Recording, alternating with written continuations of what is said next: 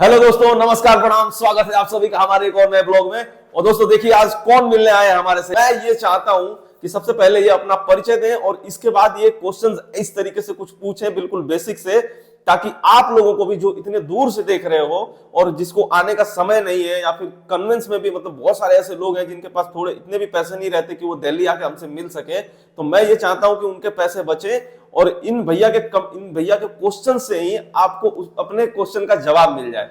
Sir मेरा नाम दिलीप जायसवाल है। मैं शिवहर डिस्ट्रिक्ट बिहार से आया हूँ यहाँ सर से मिलने। सर का मैं वीडियो बहुत पहले से देख रहा था और मेरे मन में हुआ कि सर से एक बार मिलना चाहिए बिजनेस के रिगार्डिंग, क्योंकि मुझे भी इस क्षेत्र में आना था और ऐसा सर के जैसा सर से इंस्पायर होकर मुझे काम करना है इस क्षेत्र में, इसलिए सर से मिलने यहाँ पे आए। चलिए दिलीप जायसवाल जी, बहुत बहुत स्वागत है आपका हमारे यहाँ। तो आइए दोस्तों शुरुआत करते हैं और इनसे पूछते हैं कि अब ये क्या क्या जानना चाहते हैं मुझसे। तो मैं जानने तो बहुत चीज आया था, लेकिन मिराज भाई ने और डाउट क्लियर कर दिया। लेकिन जो भी है आगे सर से भी आपके सामने, आप लोगों के सामने बात करेंगे।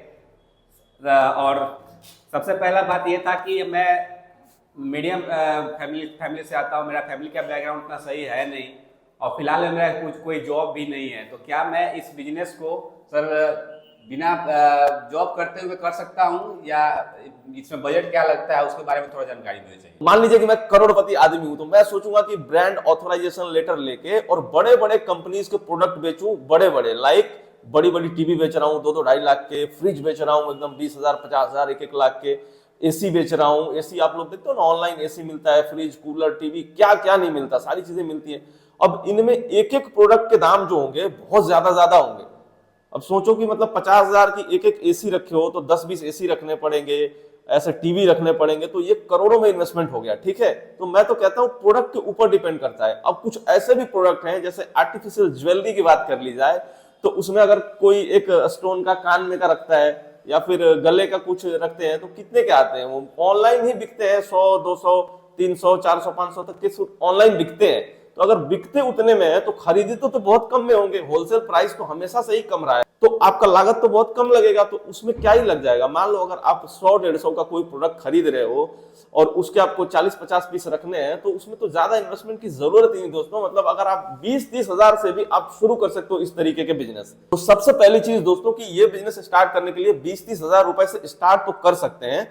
लेकिन अगर आपके ऑर्डर आने लगे, दिलीप जी, अगर मान लीजिए आपने कोई प्रोडक्ट खरीदा और आपके ऑर्डर आने लगे उसके, तो उन मान लीजिए कि 10 प्रोडक्ट हमने खरीदा है, ठीक है, अब उसमें हमने 20-30 हजार रुपए इन्वेस्ट कर दिए, 10 प्रोडक्ट लाए, उसको बेचना शुरू किए। उसमें से 2-4 प्रोडक्ट ऐसे होंगे जो हमारे बिकेंगे और बाकी कैसे होंगे जो बहुत कम बिकेंगे, या हो सकता है कि उसमें एक आधा नहीं भी बिके। तो जो प्रोडक्ट मेरे बिक रहे हैं उसको वापस से खरीदने के लिए हमें पैसे चाहिए। उसी पैसे का मैं बैकअप की बात करता हूं कि 20-30 हजार से शुरू कर लीजिए, लेकिन पास में और 20-30 हजार रखिए। मतलब 50 से 60 हजार रुपए आपके पास होने चाहिए कि मेरे प्रोडक्ट जो सेल होने लगा उसको मैं मंगाऊं। अब मंगाऊं क्यों, उसकी जरूरत क्यों पड़ती है, इसका आंसर जानना आप लोगों को बहुत जरूरी है। अब ऐसा नहीं है कि ये मैं पूरा बेच दिया फिर मैं जा रहा हूं माल खरीद के ला रहा हूं, तो बीच में आपको उसको स्टॉप करना पड़ जाएगा। अगर माल खत्म हो गया, उस लिस्टिंग को अगर आप डीएक्टिवेट नहीं करेंगे, तो आपके पास ऑर्डर आ गया तो भेजोगे कैसे? माल ही नहीं है तो नहीं भेज पाओगे ना। तो इसलिए डीएक्टिवेट करोगे, फिर आप माल लाओगे, फिर आप उसको एक्टिव करोगे। इसी में लिस्टिंग की रैंकिंग गिर जाती है। सब कुछ चलता है एसईओ पे, विजिबिलिटी पे, तो आपका प्रोडक्ट दिखेगा ही नहीं, मतलब रैंकिंग उसकी गिर जाएगी डीएक्टिवेट करने से। तो कोशिश ये होनी चाहिए कि जो प्रोडक्ट बिकने लगा उसको हम तुरंत खरीद के ला दें और उसको स्टॉक में रखें, डीएक्टिवेट ना करें, ज्यादा से ज्यादा उसको हम सप्लाई करें। ठीक है, तो उसके लिए वो पैसे चाहिए।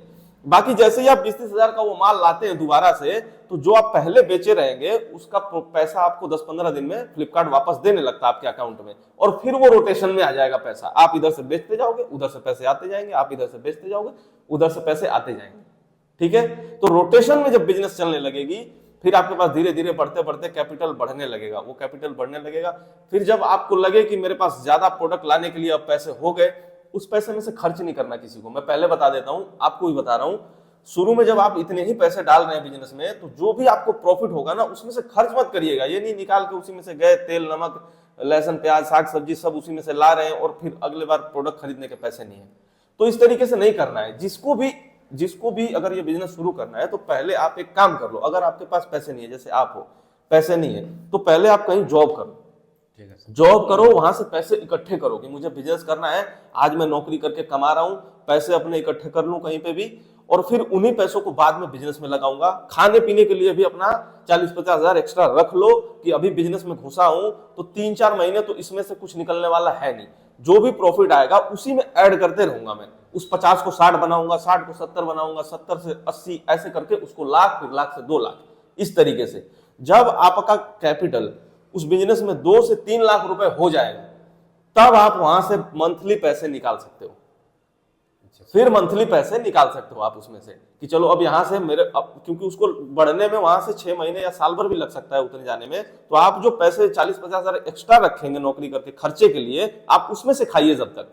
और जब आपका कैपिटल बिजनेस का बढ़ते बढ़ते हो जाए 3-4 लाख रुपए, 2 लाख से ऊपर भी हो जाए, तो आप धीरे धीरे छोटा अमाउंट शुरू में 5,000 मंथली अपने लिए निकालिए, फिर बढ़ेगा वो, बढ़ते बढ़ते बढ़ते जाएगा बिजनेस का। बिजनेस के पांव इतने होते हैं दोस्तों कि बहुत तेजी से बढ़ता है वो। तो जब वो और बड़ा हो जाएगा तो फिर आप वहां से क्या करो, 10,000 मंथली निकालने लगो, अपने ही बिजनेस से खुद को सैलरी दो। ये चीजें भी मैं सिखा दूंगा, ये बहुत मैनेजमेंट की चीजें हैं और ये आनी चाहिए। अब नेक्स्ट क्वेश्चन पूछिए। नेक्स्ट क्वेश्चन मेरा सर ये रहेगा कि जैसे हम स्टार्टिंग में एक ही किसी प्रोडक्ट से स्टार्ट कर सकते हैं या मल्टीपल प्रोडक्ट उसमें डाल सकते हैं? एक तरीके के प्रोडक्ट आप लिस्ट कर सकते हो। जैसे मान लो कि मेरा मेटल टॉय है, तो एक ही तरीके का है ना, मेटल टॉय एक ही तरीका। हालांकि मेटल टॉय में अलग अलग मैंने खिलौने लिस्ट कर रखे हैं, लेकिन वो एक ही तरीके के कैटेगरी में आएगा, उसको एक ही टाइप का प्रोडक्ट बोलेंगे। अगर मैं उसी में ज्वेलरी बेचता आर्टिफिशियल, तो वो दूसरा प्रोडक्ट हो गया। अगर मैं मान लो किचन के आइटम्स बेचता, तो वो तीसरा प्रोडक्ट हो गया। ठीक है, तो एक कैटेगरी में मैं मेटल टॉय में हूं तो उसमें कई सारी चीजें बेच रहा हूं। इसी तरीके से अगर आप आर्टिफिशियल ज्वेलरी का करना चाहते हैं, तो आप उसमें कई सारी चीजें लिस्ट कर सकते हो ना, कान के, नाक के, मंगलसूत्र, पैर के, हाथ के, जो भी आपको लिस्ट करना है, कई सारे हो जाएंगे, तो उसमें भी लिस्टिंग अच्छी हो जाएगी। कहने का मतलब ये है कि चाहे आप कोई भी प्रोडक्ट चूज करो, उसके कई सारे तरह के डिजाइन लिस्ट करो। डिजाइन अलग हो गया ना, तो प्रोडक्ट भले ही एक टाइप का है, डिजाइन उसके अलग अलग आप लिस्ट करते हो। तो 20 से 30 लिस्टिंग बनाओ। 20-30 लिस्टिंग जब आपकी होंगी, तब जाके आपको कुछ ऑर्डर्स आने शुरू होंगे, तब आपको अच्छा लगेगा। ऑर्डर आएगा तो अच्छा लगेगा, अंदर से फील बढ़िया होगा कि मेरा बिजनेस चल रहा है। अगर आप 1-2 ही प्रोडक्ट लिस्ट करेंगे वहां पे, सिर्फ 1-2 डिजाइन किसी भी प्रोडक्ट के, तो ऑर्डर आने के चांसेस बहुत कम है, बहुत कम। मान लो ना के बराबर ऑर्डर आएंगे, कभी कभी 1-2 आ गया, तो उससे आपको संतुष्टि नहीं मिलेगी कि मैंने बिजनेस तो शुरू कर दिया, लेकिन इसमें ग्रोथ नहीं हो रही। बिजनेस में ग्रोथ स्टार्ट करने के लिए, ग्रोथ पाने के लिए आपको लिस्टिंग थोड़ी ज्यादा करनी ही पड़ेगी। भले आप एक टाइप के प्रोडक्ट बेच रहे हैं, लेकिन उसके डिजाइन अलग अलग होने चाहिए, कलर अलग अलग होने चाहिए, तब जाके होगा। जैसे आप कपड़े में ले लो, अगर किसी को कपड़ा बेचना है, तो कपड़ा आप लिस्ट करिए, लेकिन अलग अलग तरीके के उसके डिजाइन होने चाहिए, साइजेस होने चाहिए, ताकि आपको ऑर्डर आए। सही बात है ना। तो ये प्रोडक्ट के ऊपर तो आप क्लियर हो गए कि एक बेचे या फिर कई सारे बेचे, है ना। एक टाइप के भी प्रोडक्ट बेच रहे हैं अगर आप, तो उसके कई सारे डिजाइन लिस्ट होने चाहिए, और चाहे आप तो कई तरीके के प्रोडक्ट बेच सकते हैं, तो वो ज्यादा बेटर है, मेरे हिसाब से ज्यादा बेटर है अगर आप 2-3 प्रोडक्ट लिस्ट करोगे तो। और बताइए आगे का क्या। जीएसटी का रिगार्डिंग नेक्स्ट सवाल था हमारा कि जीएसटी बनवाने के लिए कैसे प्रोसेस करे थे, अपने से अप्लाई करे या डॉक्यूमेंट्स का कुछ बताया तो उसमें आप? हाँ बिल्कुल, देखिए एक तो मैंने जीएसटी पे प्रॉपर बताया हुआ है कि आज जीएसटी ऑफिस गया था और वहां पे उन्होंने क्या बोला, तो वो ब्लॉग आप लोग देख लेना, क्योंकि उसके ऊपर जाऊंगा तो ये ब्लॉग लंबी हो जाएगी। जीएसटी के लिए आप खुद से अप्लाई कर सकते हैं, पहले इनको क्वेश्चन का जवाब दे रहा हूं, किसी की भी जरूरत नहीं है। गवर्नमेंट ये नहीं कह रहा है कि आप किसी और से करवाओ, गवर्नमेंट नहीं बोल रहा। गवर्नमेंट को डिटेल चाहिए भैया कि मेरे को जो डिटेल चाहिए आप दे दो, चाहे आप किसी और से भरवाओ, चाहे आप खुद भरो, लेकिन मेरे को जो डिटेल चाहिए आप वो सारी कागजें प्रोवाइड करो, गवर्नमेंट ये कहता है। तो हम भी खुद से भर के गए थे जीएसटी ऑफिस में, तो उन्होंने पूछा तो हमने बताया हमने खुद से भरा है, तो उनको कोई दिक्कत नहीं है उस चीज से। उन्होंने बोला ठीक है आप खुद से भरे हैं, कोई दिक्कत नहीं, सिर्फ मेरे को डॉक्यूमेंट्स वो दे दीजिए जो मेरे को रिक्वायर्ड है। तो उसके लिए आप वो वीडियो देख लेना, मेरे चैनल पे है जीएसटी के ऊपर, उस पर थंबनेल पे भी लिखा हुआ है कि जीएसटी ऑफिस गया था, जीएसटी के ऊपर कुछ बात करनी है, इस तरीके का थंबनेल है उसमें, ठीक है, आप भी वो देख लेना। तो जीएसटी, लेकिन इस सवाल का जवाब मैंने दे दिया कि आप खुद से भर सकते हो, जरूरी नहीं है किसी और से भरवाना है, आप खुद से भी भर सकते हो, बिल्कुल।